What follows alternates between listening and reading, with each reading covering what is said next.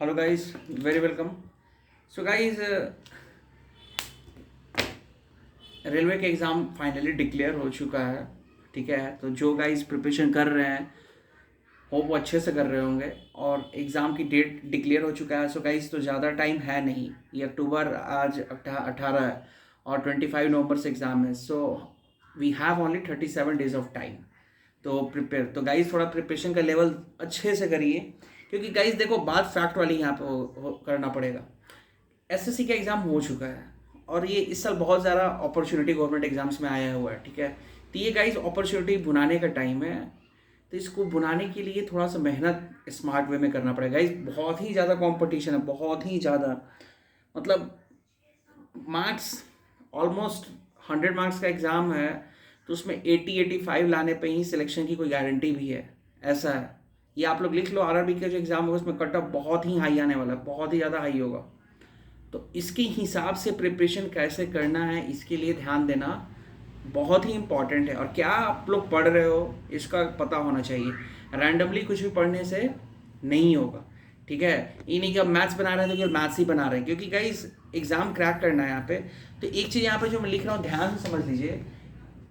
ये आरआरबी के एग्ज़ाम में 30 मैथमेटिक्स के आते हैं, इंग्लिश इसमें नहीं होता है। जिनकी इंग्लिश थोड़ी सी वीक है उनके लिए बहुत ही बोन है ये। ठीक है, 30 रीजनिंग, ठीक है, और 40 जो है इसमें जीके होता है। GK in the sense you can say static GK, history, civics, political science economics हुआ, पार्क, वो म्यूजिक, जो भी हो, स्पोर्ट्स, करंट अफेयर, ये सब इसमें आ जाता है भाई। Science also it will come in this. तो गाइज ये मैथ्स में अगर आप देखो तो जो एक अच्छे पढ़ने वाले बच्चे होंगे 24 से 25 तो बनाएंगे। ठीक है, 24 से 25 बनाएंगे। इधर उधर 2-3 भी कम होगा ना, भारी पड़ेगा। इतना 24 से 25 बनना चाहिए। रीजनिंग का 30 है, यहाँ भी वही एक्यूरेसी रखो। ठीक है, 24 से 25, और इसमें गाइस कितना 40 है, 30, जरा इसको कैलकुलेट करो, देखो 80 हो जाएगा। ठीक है, तो इसको करने के लिए इसमें करना क्या होगा, तो गाइस इसमें क्लास 10th लेवल तक का फिजिक्स, केमिस्ट्री और ये आ रहेगा। तो सबसे पहले मैं आप लोग को ये पोर्शन तो बताने की जरूरत है नहीं। ये जो पढ़ रहा है, जो एसएससी का मैथ्स का पोर्शन है, वही पोर्शन इसका भी होता है। रीजनिंग सेम, ओनली यहाँ पे डिफर करेगा। आप लोगों ने देखा होगा एसएससी के एग्जाम का जो बायोलॉजी का जो उनका पूछने का ये होता है, वो ज़्यादा पूछते हैं। यहाँ भी क्या होगा, आरआरबी के एग्जाम में यू विल सी की जो पोर्शन है बायो का वो ज़्यादा होगा देन फिजिक्स देन केमिस्ट्री।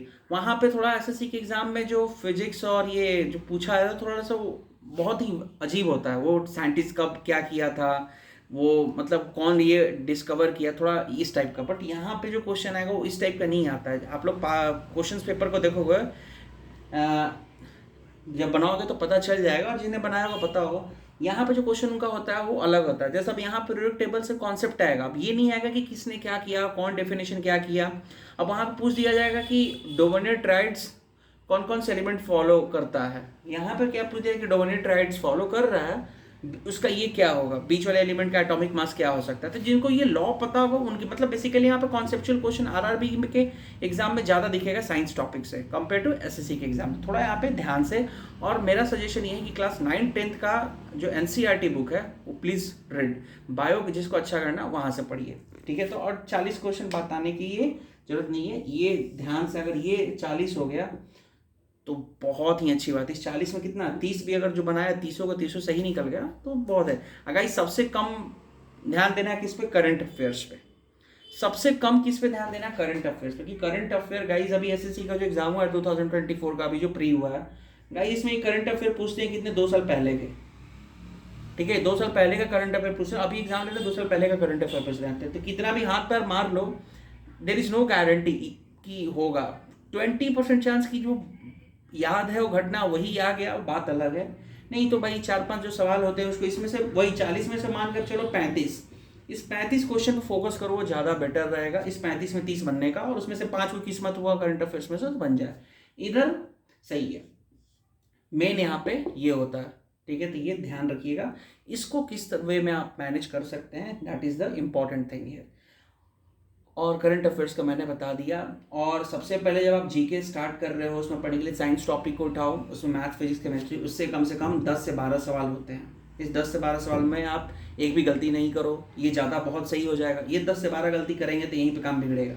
ये 10 से 12 गलती पे को एकदम सुधार करिए, ठीक है। और गाइस यूनाइटेड नेशन है ना, यूनाइटेड नेशन से रिलेटेड जितने भी ऑर्गेनाइजेशन है उसके हेडक्वार्टर का फॉर्मेशन हुआ, इस टाइप से भी एक सवाल आता है। यूनाइटेड नेशन से रिलेटेड एक सवाल हमेशा एग्जाम में पूछा जाता है। नेशनल पार्क, जू, ये सब जो होता है क्वेश्चन इसमें आते हैं। तो किस स्टेट में कौन सा जू है, किस स्टेट का नेशनल सिंबल क्या है, नेशनल वहाँ का क्या बर्ड क्या है, नेशनल स्ट्रीट क्या, मतलब उस स्टेट का जितना भी खासियत हो सकता है आप पढ़ो। ये रेलवे के एग्जाम में फिक्स आता है।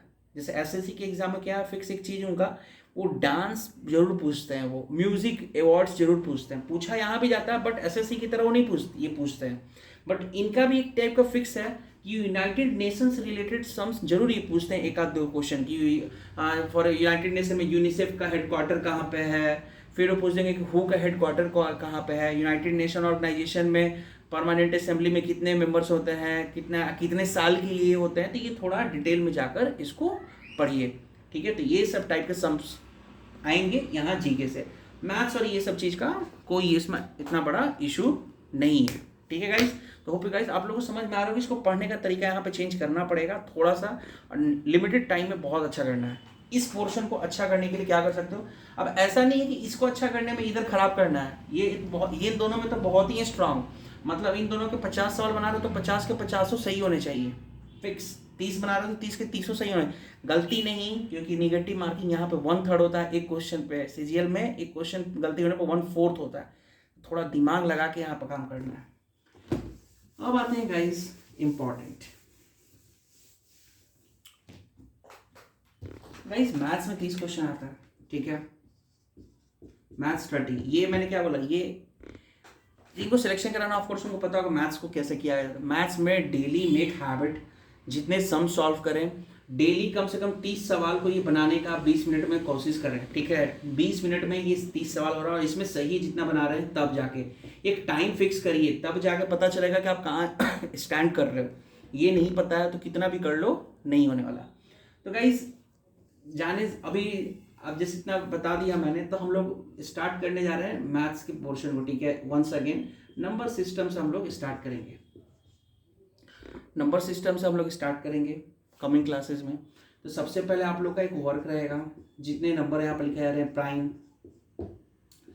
दूसरा प्राइम नंबर के बाद गाइस प्राइम नंबर हो गया, उसके बाद जितने भी डेफिनेशन है कंपोजिट, ठीक है, ये दो एकदम फिक्स। और इसके बाद इस यहीं से एक टर्म है फैक्टर, दूसरे में फैक्टर के बाद मल्टीपल्स, ठीक है गाइस। ये सब टर्म्स एकदम क्लियर होना चाहिए।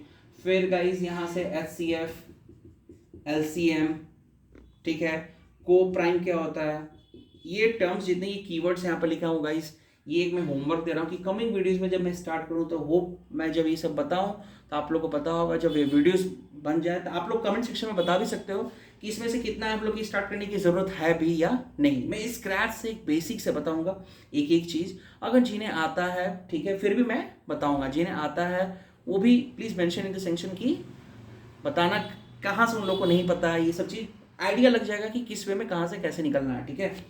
तो ये सब चीज़ एकदम आना चाहिए। नंबर सिस्टम वेरी इंपॉर्टेंट, 30 सवाल में नंबर सिस्टम से कम 3 से 4 सवाल आते हैं, ठीक है। इस पर बेस्ड न्यूमेरिकल्स फॉर्मूलाज भी होता है। तो हम लोग कमिंग वीडियोस में नंबर सिस्टम से स्टार्ट करेंगे, ठीक है, कैसे हम लोग को आगे बढ़ना है। ये चीज़ एकदम बहुत अच्छा होना चाहिए नंबर सिस्टम। फिर गाइस ये प्राइम कंपोजिट, ये एचसीएफ एलसीएम कैसे निकालते हैं, ये सब एकदम आप लोग को क्लियर होना चाहिए। क्या होता है को प्राइम नंबर, तो guys please go through that. और जो भी यहाँ पे किसी को मैथ सेक्शन में डाउट है कि वो टॉपिक को हम लोग फिर से, इसमें क्लास 12 की मैथ्स नहीं होती है, मैं एक चीज़ अभी क्लियर कर दूँ, इसमें क्लास 12 की मैथ्स नहीं होती है। वो ट्रिग्नोमेट्री के कुछ फॉर्मूलाज हो सकते हैं डायरेक्टली आ जाता है, अदरवाइज क्लास 12 का कुछ भी पोर्शन नहीं है। Only up to class 10th grade के मैथ्स आते हैं, उनकी लेवल थोड़ी सी अच्छी रहेगी, ठीक है।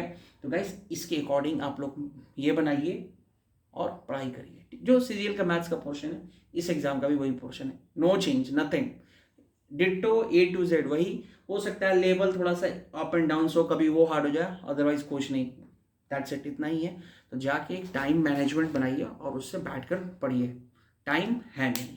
तो गाइज होप अंडरस्टूड। और गाइज आप लोगों को कोई भी सुझाव और एनी डाउट हो तो please mention in the comment section. और हमारा चैनल से आप लोग कुछ भी पॉजिटिव इंफॉर्मेशन मिल रहा है तो please guys subscribe and like and comment on my channel. Thank you so much.